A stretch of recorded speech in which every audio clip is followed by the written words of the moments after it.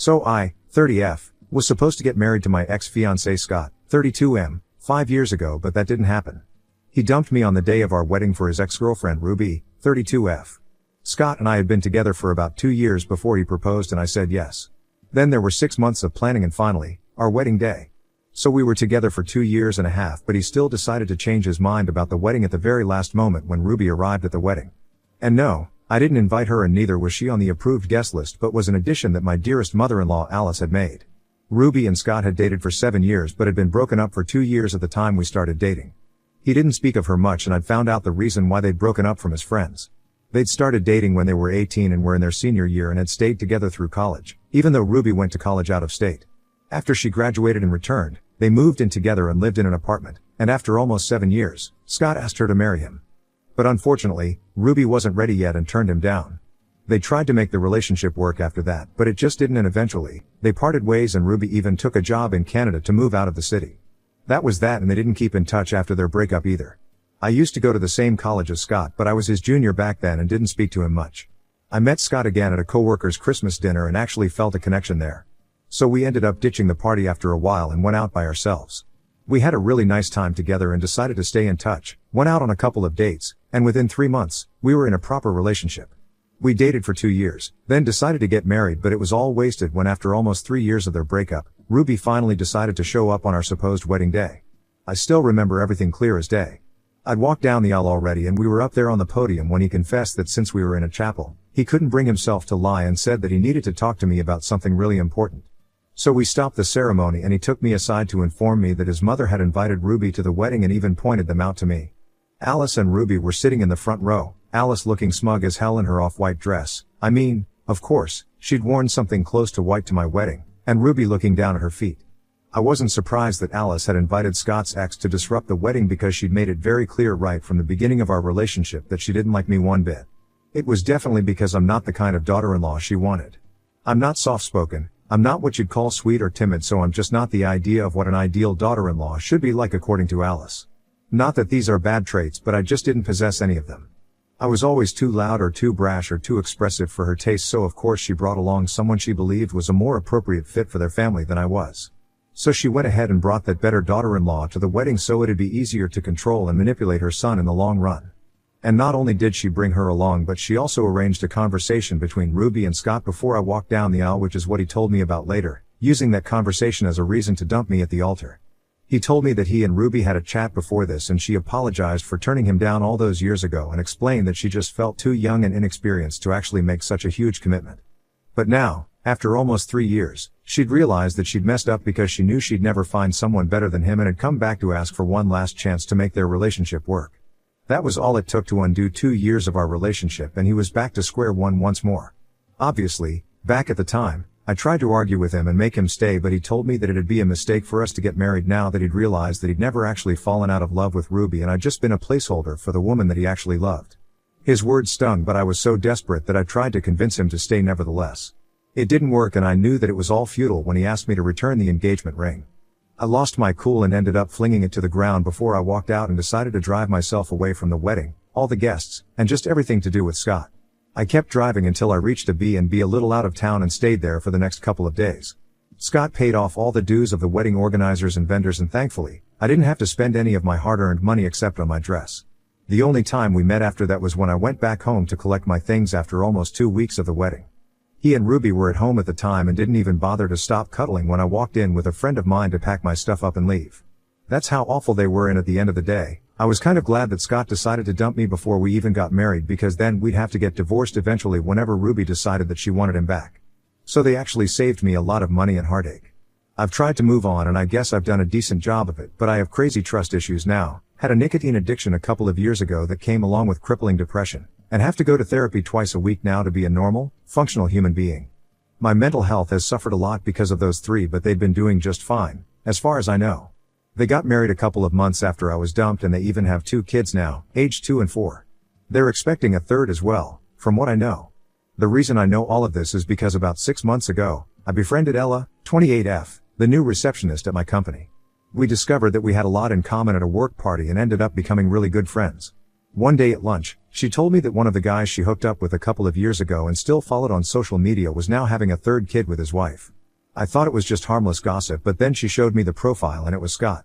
I was dumbfounded for a few moments, but Ella went on talking and explained that she'd matched with this guy on a dating app 2 years ago, and apparently he'd told her that he was in an open marriage, so she'd agreed to go out with him, but now, she wasn't so sure if he'd told her the truth anymore.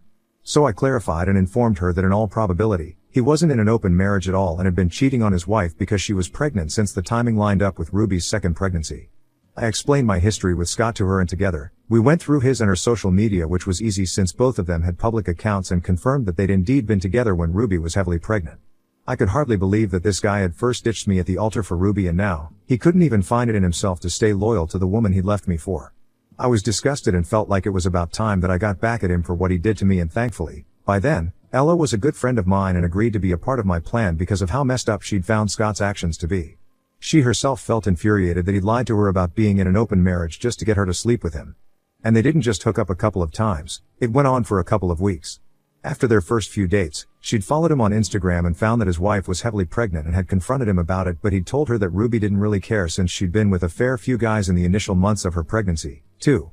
So Ella continued to hook up with him, but eventually, she decided that she didn't want to fool around with Scott anymore, since she'd begun to develop feelings for him in spite of the fact that she'd only intended for it to be a meaningless fling with him. They'd text regularly and he'd flirt with her all the time, but she'd try her best to ignore it since she knew this wouldn't lead anywhere. Because he was already married, and even if it was an open marriage, he wouldn't leave his wife for some woman he'd met on a dating app. So eventually they grew apart but continued to follow each other on social media. When I found out about how Ella and Scott were connected, Ruby was already 4 months pregnant and Scott had announced it on social media with a post. That's the one that Ella had shown me. After we found out about the connection, Ella and I started putting together all the proof that we had of Scott's infidelity. It took us a couple of days, but we finally had an assortment of screenshots of texts that Scott had sent to Ella over the course of their short-lived fling. He used to flirt with her like nobody's business, would make promises to her and all that jazz. There were also screenshots of him making plans to meet Ella, and several times, he'd even suggested that she come over to his house while Ruby was asleep, since she's a heavy sleeper and wouldn't wake up for hours. I was disgusted and repulsed that he was doing this behind her back while she was carrying his second child, but that's Scott for you. After that, Ella had the idea to take it up a notch higher, and I think this is where we messed up. The two of us got way too caught up in the revenge, and I think we went a little crazy. When Ruby hit 6 months, Ella and I decided that it was time to test Scott again, so Ella reached out to him yet again. We didn't know what to expect because they hadn't exactly been friends after they stopped talking 2 years back, but Scott still replied, and guess what? He was still flirting with Ella and was even reminiscing about their past because Ruby was pregnant again, and she was even moodier than her previous pregnancies and was bigger, too. He told Ella that she'd picked the perfect time to get back in touch with him, indicating that he was willing to cheat on Ruby yet again. We texted him for a few days and gathered a couple more screenshots, but then left him hanging after a while. Finally, 2 weeks ago, Scott posted that Ruby had finally given birth to a daughter, and within 3 days of that, Ella and I posted all the evidence we had on Facebook and tagged everyone who knew the two of them. And that started a total social media crapfest, but I turned the notifications off for that post and waited for either Scott or Ruby to reach out to me or Ella. It finally happened 2 days after we posted, and Scott was the one who contacted me. I blocked him everywhere after we broke up 5 years back, but I'd unblocked him just so that I'd be able to see what he had to say about me, finally exposing him for the jerk that he really is. He sent me a long rant about how I'd ruined his life and that now, Ruby was threatening to leave him just because of what Ella and I had posted. He accused me of being a psychotic stalker and said that he'd take me to court if Ruby divorced him, which is not even possible because he doesn't have a case against me or Ella. He's the one who cheated first and then tried to cheat yet again quite shamelessly. There were a lot of other things that he said, but it was mostly name-calling and accusing me of ruining his life. I was really satisfied with what I'd done because from what I understood, he would soon be facing a divorce and quite possibly a custody battle as well. And he deserved every bit of it, in my opinion. Unfortunately, my friends don't share the same sentiment. They think I went too far, especially because Ruby was pregnant, and they believe that because it had been 5 whole years since our breakup, I should have just let sleeping dogs lie instead of pulling some crazy stunt on social media just for revenge like we were still in high school.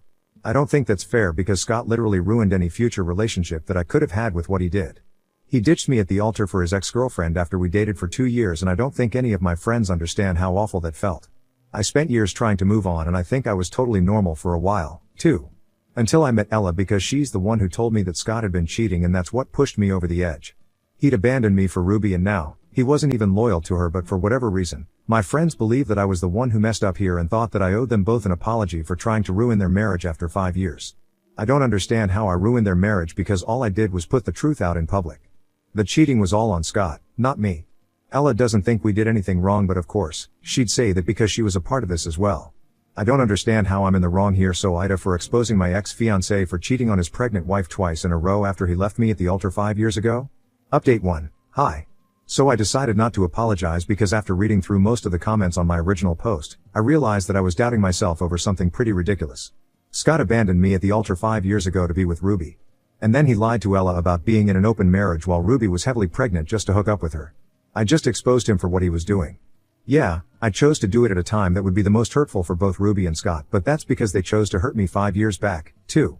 So why shouldn't I try to get back at them? I'd tried being the bigger person and had let it all go, but the universe brought me back into his life some way or the other, just not for a good reason. I don't think I did anything wrong, and if anything, my friends should be talking about Scott being the bad guy instead of putting me down. But I don't think that's ever going to happen because my friends continued to remain friends with him even after he broke up with me on the day of our wedding.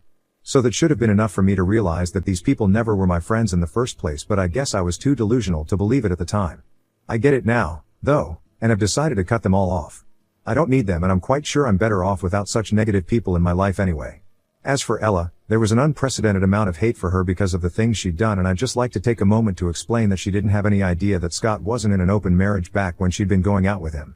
He'd convinced her that he was in an open marriage, and at that point, he had very few pictures of Ruby on his profile, so it wasn't that hard for her to believe him. Trust me when I say this, she's really not the kind of woman who would hook up with a married man unless she knew that their partner had agreed to it. She's adventurous, but that doesn't make her immoral or whatever. The one thing that I'll concede she did wrong was that she didn't tell Ruby when she started suspecting that maybe Scott wasn't telling the truth about being in an open marriage, but she was too skeptical to talk about it to a woman she barely even knew, and a pregnant woman at that, so she decided to remove herself from the situation entirely and stop talking to Scott. She's been a good friend to me, and I think even if she had messed up back then, I don't think I'm going to judge her by that because she's genuinely been there for me, so maybe I'm a little biased in her favor. Nobody's perfect, but we're all trying, and Ella is actually a nice person, so please, don't just judge her based on the original post. There's a lot more to her as a person, I can promise you that. Now, coming to Scott and Ruby, from what I've heard, they're still fighting, and Ruby has actually been living with her parents for a few days. I still have 2 friends who are actually on my side, and they're keeping me in the loop since they have some friends in common with Ruby. It's been a week since my original post, and they still haven't managed to resolve the situation, as far as I know. If Ruby has even an ounce of dignity left, she'll walk out of that marriage just like I walked out of my wedding, but you never know. These are pretty messed up people that we're talking about here, so there's no telling what they might or might not do. But I know what I'm going to do. I'm just going to sit back, relax, and enjoy the drama with popcorn now. Update 2, super quick update. Okay, so you guys remember Alice, right? Alice, my almost mother-in-law, actually arranged the conversation between Scott and Ruby, which ended up destroying my relationship. Yeah, her. Today, Alice contacted me, and she was nice to me today, which made sense because she wanted me to help her out by deleting the post I'd made. She'd got a hold of my number from Scott and called me to ask me in her most tearful voice to delete the post and talk to Ruby so that she'd come back to him because she couldn't afford to lose her 3 grandchildren. Ruby's furious and has been threatening to file for divorce and full custody of the kids with no visitation rights, and the only way to avoid that is if Scott agrees to transfer the ownership of their house to her. I don't understand why Scott isn't willing to do something so easy, and I'm not even going to try and understand why Ruby is still willing to stay, no matter what conditions she puts forth. It's just crazy, but I'm not interested in being part of this craziness, so I told Alice that while I'd love to help the people who ruined my life and mental health, I just don't think there's any point in deleting the post because everyone knows the truth now. And I'd never speak to Ruby, not even if I was offered $10,000, because that's the woman who had no shame meddling in a relationship but is now mad that someone else did the same thing to her. She should have known better, and she should have known that if Scott could be shallow enough to dump me in a single day just because she was back, he wouldn't hesitate before dumping her for someone else either. Anyway, I told Alice that I wasn't going to lift even a finger to help them out, and they could figure this one out on their own, which is what they'd left me to do after I got dumped on what was supposed to be the happiest day of my life. It was so incredibly satisfying to disconnect the call in the middle of her sentence and then block her to make sure she couldn't contact me anymore. I don't care what people say, honestly. A lot of folks here and even in the real world have said that I'm living in the past, but this feels like I'm finally getting closure and I can actually start to move on from Scott, Ruby, and Alice now. Update 3, hey, everyone. So, it's been almost a month since I last posted an update. I've been busy with work because I just started working on a new project and it's been kind of stressful, so I forgot about this post, if I'm being honest. There's not much to say, honestly, because after I told Alice that I wasn't taking that post down, they didn't contact me any further. What I do know, however, is that now Scott and Ruby are getting divorced and are fighting over who gets to keep the house and the settlement. They're also in a custody battle because apparently, Ruby had demanded full custody of her kids with child support and only supervised visits once a month. Ella and I have had a good laugh over this because the guy really has nobody else to blame at this point apart from himself, obviously. He had every chance to wake up and become a decent guy after he left me and fully committed to Ruby, which shouldn't have been hard because they'd dated for 7 years already. I'm guessing he cheated on her then as well, so this is probably nothing new for him. Come to think of it, he must have cheated on too, but I never found out about it. This just proves that life always does come full circle because they're the ones suffering now and I'm the one doing way better than I was in every aspect, mentally, physically, and definitely financially. I did what I had to do and I got my closure. I'm gonna wish them nothing but good luck for the future now because I think that they're gonna need it.